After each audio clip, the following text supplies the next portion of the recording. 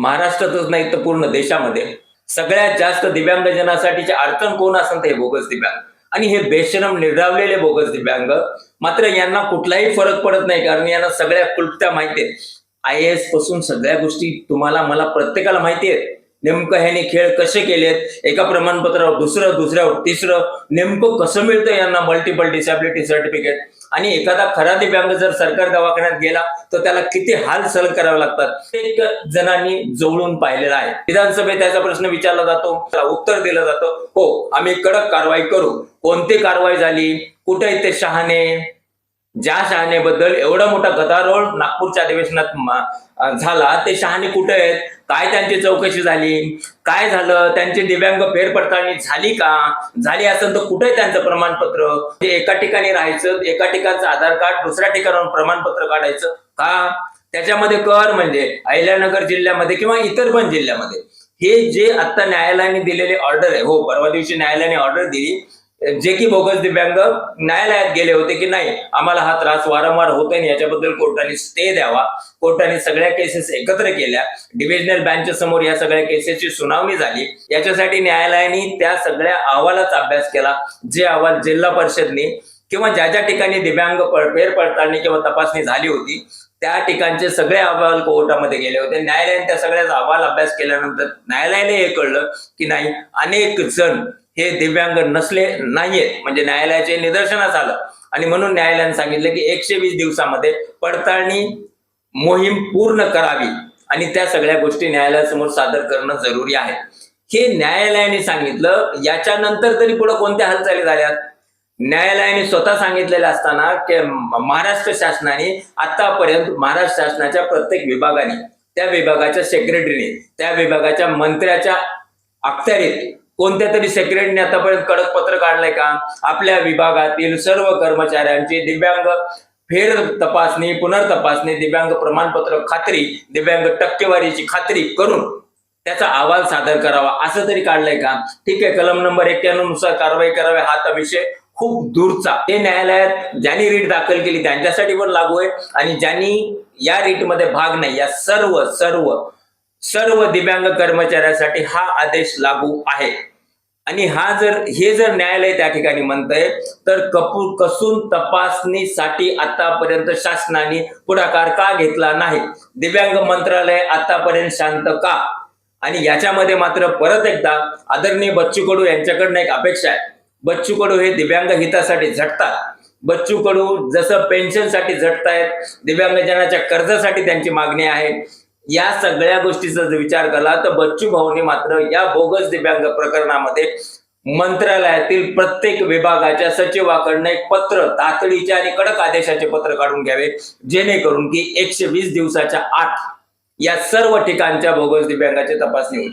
BNC मध्ये पण आमच्या नजरेत आणून दिलेल्या काही गोष्टी, BNC मध्ये पण कधी अपेंडिक्स 4 त्या प्रमाणपत्राची जशीची तशी टक्केवारी 2025च्या UDID प्रमाणपत्रात मिळते.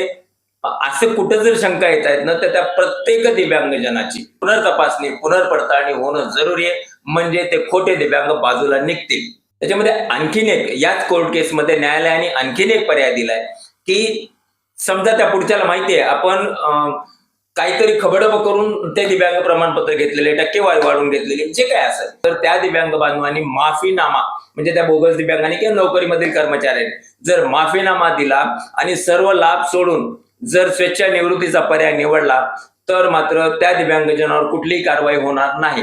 त्याचबरोबर सगळ्यात महत्वाची गोष्ट न्यायालयाने सांगितली, कारण दिव्यांग प्रमाणपत्र काही तो बोगस असला, खरा असला तरी तो स्वतःच्या हाताने बनवत नाही.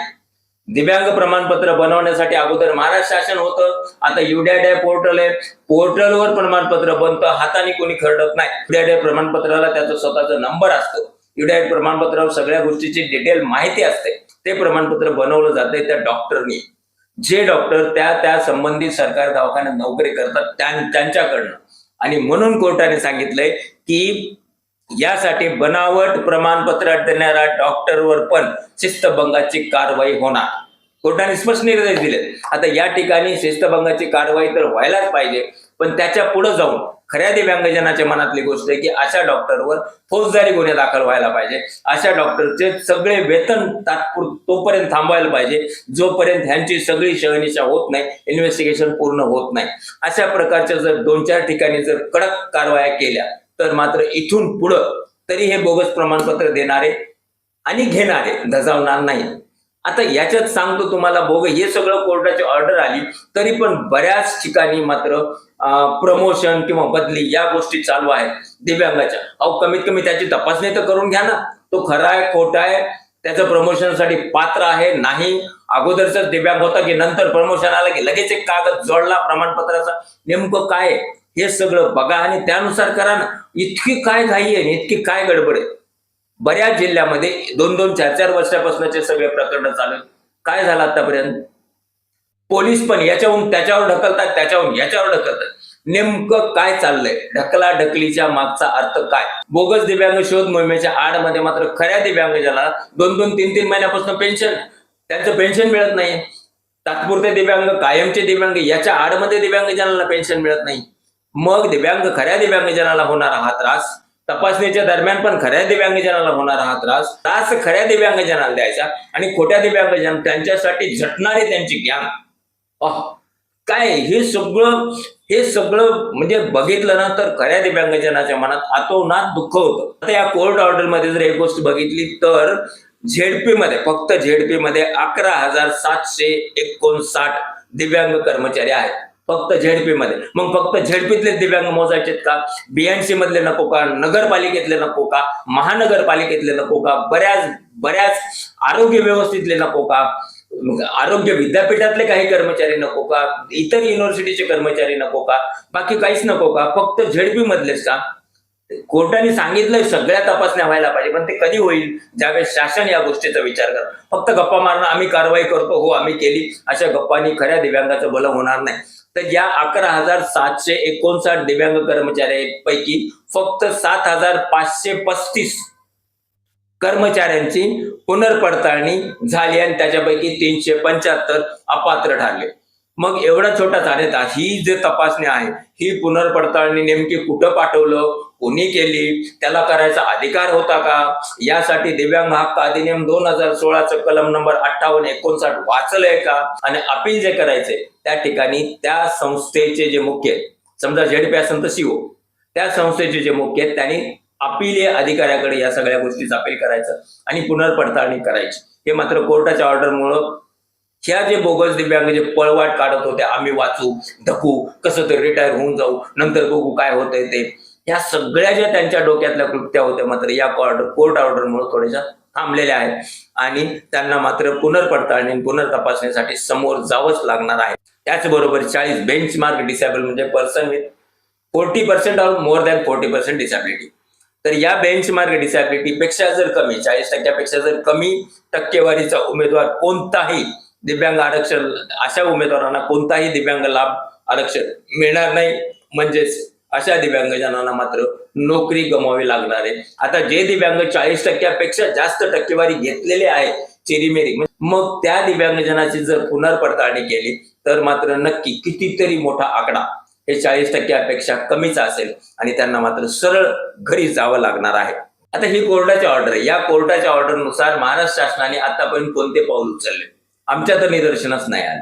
मग महाराष्ट्र शासनाने जर कडक पाऊल उचलले नाही आणि पुन्हा कोर्टामध्ये 120 दिवस झाले, एवढ्या तपासण्या झाल्या, बाकीचे जे मागच्या दाराने निघणारे ते अलग निघून गेले, असं कसं होईल? या सगळ्या गोष्टीची माहिती सार्वजनिक कधी होईल आणि होणार नाही तर का होणार नाही, होणार असेल तर कोणत्या तारखेला होईल, ही सगळ्यात महत्वाची गोष्ट आहे. शासनाला बाकीच्या सगळ्या गोष्टी बघायला वेळ आहे, फक्त दिव्यांग हिताची गोष्ट बघायला वेळ नाही, असं खेदाने बोलावं लागतंय.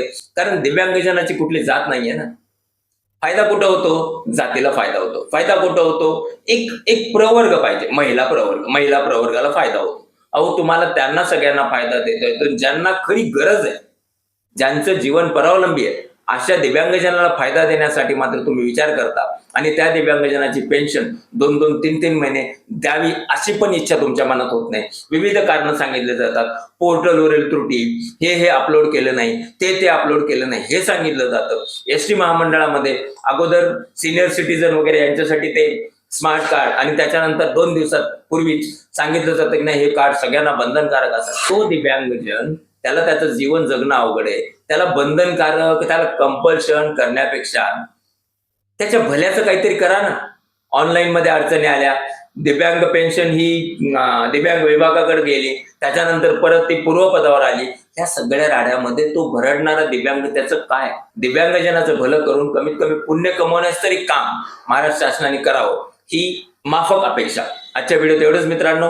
पुढचा व्हिडिओ आणखीन एखादा दिव्यांगजनाचा उपयुक्त व्हिडिओ घेऊन आपण भेटू.